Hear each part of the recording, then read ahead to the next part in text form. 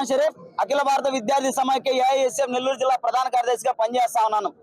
ఈరోజు ఈ కూటమి ప్రభుత్వం విద్యారంగాన్ని అదే విధంగా నిరుద్యోగులని ఎక్కడా కూడా పట్టించుకోని పరిస్థితుల్లో ఈరోజు పరిపాలన సాగిస్తా ఉంది. మేము ఈ షాడో ముఖ్యమంత్రి ఎవరైతే నారా లోకేష్ గారు ఉన్నారో ఆయన ఒకటే ప్రశ్నిస్తా ఉన్నాం. అయ్యా నారా లోకేష్ గారు, మీరు విద్యాశాఖ మంత్రి, విదేశాశాఖ మంత్రి, మీరు విదేశాల్లో తిరుక్కుంటూ ఈ రోజు ఆంధ్ర రాష్ట్రంలో విద్యార్థుల నిరుద్యోగుల సమస్యలు పట్టించుకోకుండా ఈ రోజు విదేశాల్లో పర్యటనలు చేసుకుంటా ఉన్నారు. మీ తండ్రి గారు నేను విజన్ ఉన్న నాయకుడు అంటా ఉన్నారు. విజన్ అంటే ఏంటయ్యా? నిరుద్యోగ వృత్తి ఇవ్వకపోవడమా? నిరుద్యోగులకి స్కిల్ డెవలప్మెంట్ సెంటర్లు ఏర్పాటు చేయకపోవడమా? అదేవిధంగా 6,400 కోట్ల రూపాయలు ఫీజు రింబర్స్మెంట్ బకాయిలు విడుదల చేయకపోవడమా మీ విజన్ అని చెప్పేసి ఈ కూటమి ప్రభుత్వాన్ని విద్యార్థి యువన సంఘాలు సూటిగా ప్రశ్నిస్తా ఉన్నాయి. అదే పద్ధతుల్లో విద్యార్థి సంఘాల నాయకులు పాఠశాలల్లో కళాశాలల్లో వెళ్ళకూడదని చెప్పేసి ఒక జీవో ఇచ్చాడు మీ కొడుకు నారా లోకేష్ గారు. మేము ఈ నారా లోకేష్ గారిని ఒకటే అడుగుతా ఉన్నాం. అయ్యా నారా లోకేష్ గారు, మీ తండ్రి గారు ఎస్వి యూనివర్సిటీలో విద్యార్థులకి ఎలక్షన్స్ పెడితే చైర్మన్ గా గెలిచిన తర్వాత ఆయన ఎమ్మెల్యే అయినాడు. ఎమ్మెల్యే అయిన తర్వాత ఆయన మినిస్టర్ అయినాడు. మినిస్టర్ తర్వాత సీఎం అయినాడు. వాళ్ళ కొడుకు అయినటువంటి మీరు ఈ రోజు ఏ విద్యార్థి సంఘంలో ఏ రాజకీయ చైతన్యం లేకుండా మీరు డైరెక్ట్ గా ఎమ్మెల్యేలు మినిస్టర్లు అయిపోయినారు. కాబట్టి విద్యార్థులు యువకుల సమస్యలు మీకు తెలియవు కాబట్టి మీరు ఇటువంటి చీకటి జీవోలు ఇస్తా ఉన్నారు. ఒక్కసారి మీ తండ్రి గారిని అడగండి. ఈ రోజు విద్యా సంస్థల్లోకి విద్యార్థి సంఘాలని పోనీకపోతే ఎవరిని పోనిస్తారు? మీరు విద్యార్థుల సమస్యలు విద్యార్థి సంఘాలు కాకపోతే ఎవరు ప్రశ్నిస్తారు? అలా ప్రశ్నించిన విద్యార్థి సంఘాల నాయకుల మీద మీరు రౌడీ షీట్ ఓపెన్ చేస్తారా? ఈ రోజు దొంగలు, డకాయిట్లు, 420లు ఉండేది మీ పార్టీలలో ఎమ్మెల్యేలుగా, ఎమ్మెల్సీలుగా, మినిస్టర్లుగా చలామణి అవుతున్న వాళ్ళ మీద రౌడీ షీట్లు మీరు ఏర్పాటు చేయాలి. కానీ అదేవిధంగా విద్యారంగ సమస్యల కోసం నిరుద్యోగులకు ఉద్యోగ అవకాశాలు కల్పించమని చెప్పేసి విశాఖపట్నంలో విద్యార్థి సంఘాల నాయకులు పోరాటం చేస్తే ఎప్పటికో పాత కేసులు తీసుకొచ్చి వాళ్ళ మీద మీరు ఇప్పుడు రౌడీ షీట్లు ఓపెన్ చేయడం అనేది మీ చేతగాని పరిపాలనకి ఇది ఒక మచ్చుతొంగ. కాబట్టి ఖచ్చితంగా యావత్ ఆంధ్ర రాష్ట్ర విద్యార్థి యువన సంఘాలన్నీ కూడా దీన్ని ముక్తఖండంతో వ్యతిరేకిస్తా ఉన్నాయి.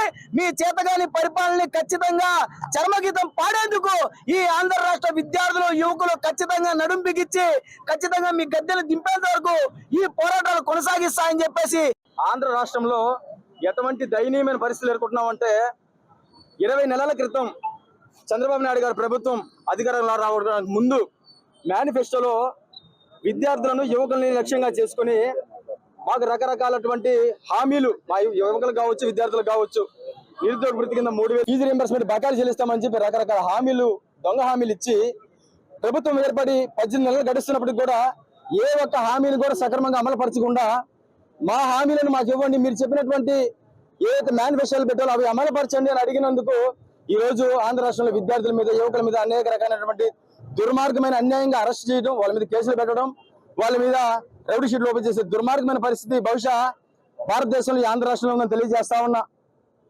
గతంలో జగన్మోహన్ రెడ్డి గారి పరిపాలన 18 నెలలు, ఈ యొక్క కూటమి ప్రభుత్వం 18 నెలలు కంపేర్ చేసుకుంటే జగన్మోహన్ రెడ్డి గారు ముఖ్యమంత్రిగా ఉన్నప్పుడు మొదటి 6 నెలల్లోనే 2 లక్షల పైచీలకు వాలంటీర్ ఉద్యోగాలు ఇచ్చి 6 నెలల్లోనే సచివాలయ వ్యవస్థలు ఏర్పాటు చేసి దాదాపు 1,30,000 పైచీలకు ఉద్యోగాలు, శాశ్వత ఉద్యోగాలు ఈ రోజు ఇచ్చి ఒక చరిత్రతో కూడిన పరిపాలనని జగన్మోహన్ రెడ్డి గారు ఇస్తే ఈ 18 నెలల్లో చంద్రబాబు నాయుడు గారి ప్రభుత్వం, ఎన్డీఏ ప్రభుత్వం, కూటమి ప్రభుత్వం కావచ్చు, ఈ 18 నెలల్లో దాదాపుగా 2 లక్షల పైచీలకు ఉద్యోగస్తులందరినీ, వాలంటీర్ ఉద్యోగస్తులందరినీ కూడా 10,000 ఇస్తామని చెప్పి వాళ్ళందరినీ కూడా రోడ్లు పారేసిన పరిస్థితులు మనం చూస్తా ఉన్నాం.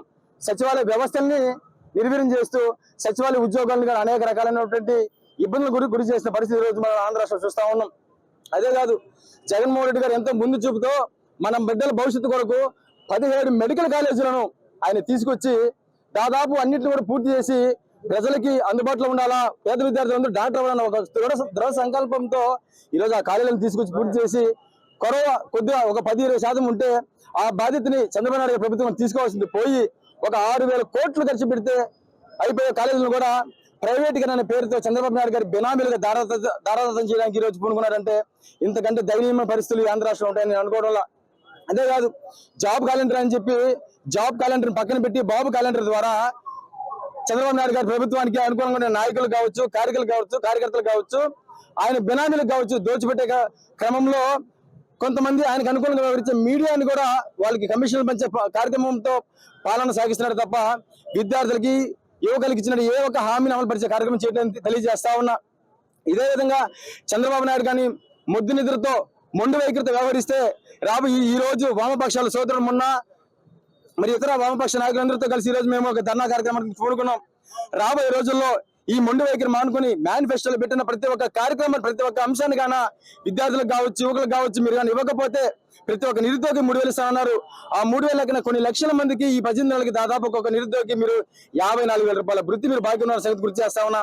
ఇవన్నీ కానీ మీరు తీర్చుకుంటా మొండి వైఖరితో ముందుకెళ్తే రాబోయే రోజుల్లో మరింత ఉధృతంగా కూడా మీకు జవాబు చెప్పడానికి అన్ని ప్రభుత్వ కార్యాలయాలు కూడా ముట్టడించడానికి కూడా మేము వెనకారమని తెలియజేసుకుంటూ ఖచ్చితంగా రాబోయే రోజుల్లో మా యువకులు విద్యార్థులందరం కలిసి మీ యొక్క వైఖరిని తీవ్రంగా వ్యతిరేకించి మీ యొక్క ప్రభుత్వాన్ని గద్దెదించే విధంగా మా యొక్క పోరాటాలు ఉంటాయని హెచ్చరిస్తా ఉన్నాం. పేరు మున్నా, ఏఐవైఎఫ్ నెల్లూరు జిల్లా కార్యదర్శిని. ఈరోజు అఖిలపక్ష వామపక్ష విద్యార్థి యోజన సంఘ నాయకుల ఆధ్వర్యంలో ఐక్య కార్యాచరణ రాష్ట్ర వ్యాప్తంగా నిరసన కార్యక్రమం తెలిపడం జరుగుతుంది.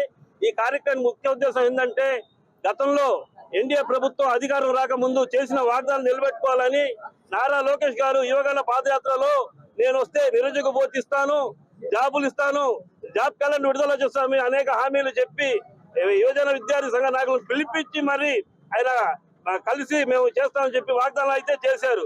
అదే ఈ రోజు అయ్యా మీరు వచ్చి 18 నెలలు పూర్తి కావస్తుంది, జాబ్ క్యాలెండర్ రాలేదు, జనవరి వచ్చింది మరి జాబ్ క్యాలెండర్ రావాలని చెప్పి మరి రాష్ట్ర నాయకులు వెళ్ళి అడిగితే నేను మీకు స్కిల్ డెవలప్మెంట్ లేవు, మేము జాబ్ ఇవ్వలేము, నిరుద్యోగ భృతి 3,000 కూడా మా కాడ డబ్బులు లేవని చెప్పే పరిస్థితిలో నారా లోకేష్ గారు ఉన్నారు.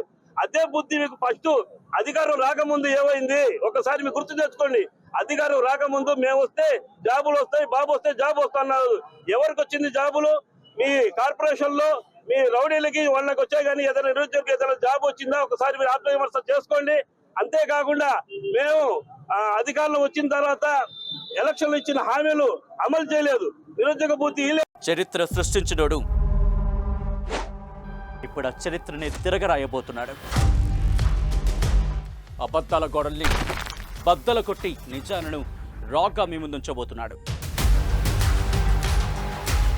నిజమైన వార్తల కోసం వెంటనే డౌన్లోడ్ చేసుకోండి రా యాప్ని.